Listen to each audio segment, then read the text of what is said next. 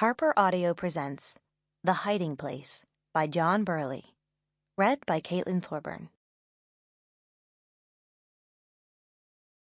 Part 1. Arrival. Chapter 1.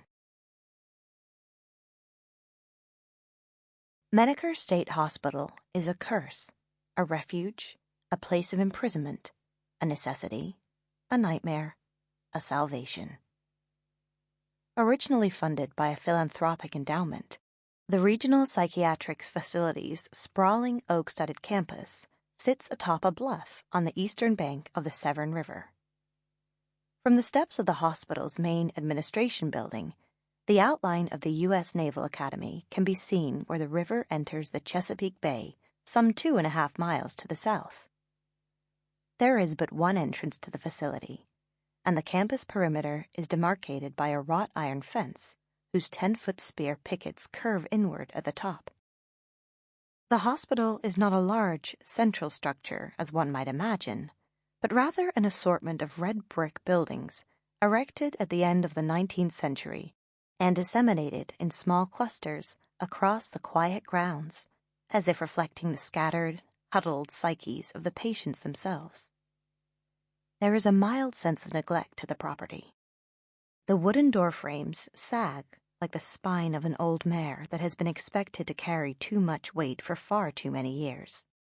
The diligent work of the groundskeeper is no match for the irrepressible thistles that erupt from the earth during the warmer months and lay their barbed tendrils against the base of the edifices, attempting to claim them as their own. The metal railings along the outdoor walkways harbor minute, jagged irregularities on their surfaces that will cut you if you run your fingers along them too quickly.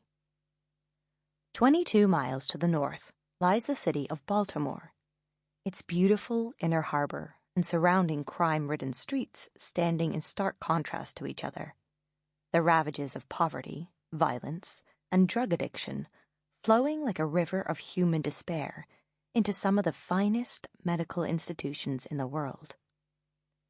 Among them is the Johns Hopkins Hospital, where I received my medical training. Ironic how, after all these years, the course of my career would take me here, so close to my starting point, as if the distance between those two places was all that was left to show for the totality of so much time, effort, and sacrifice. And why not? At the beginning of our lives, the world stretches out before us with infinite possibility. And yet, what is it about the force of nature, or the proclivities within ourselves, that tend to anchor us so steadfastly to our origins? One can travel to the Far East, study particle physics, get married, raise a child, and still, in all that time, we're never too far from where we first started. We belong to our past, each of us serving it in our own way, and to break the tether between that time and the present is to risk shattering ourselves in the process. Herein lies the crux of my profession as a psychiatrist. Life takes its toll on the mind as well as the body, and just as the body will react and sometimes succumb to forces acting upon it, so too will the mind. There are countless ways in which it can happen, from chemical imbalances to childhood trauma, from genetic predispositions to the ravages of guilt regarding actions past, from fractures of identity to a general dissociation from the outside world.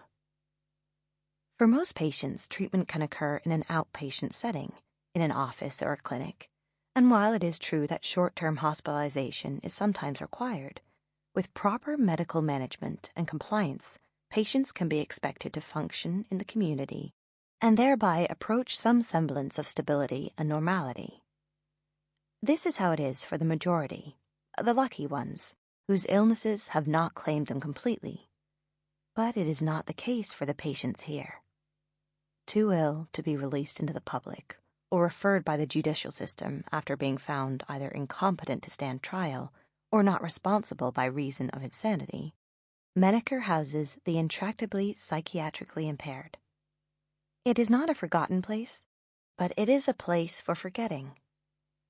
The crimes committed by its patients settling into the dust. Sample complete. Ready to continue?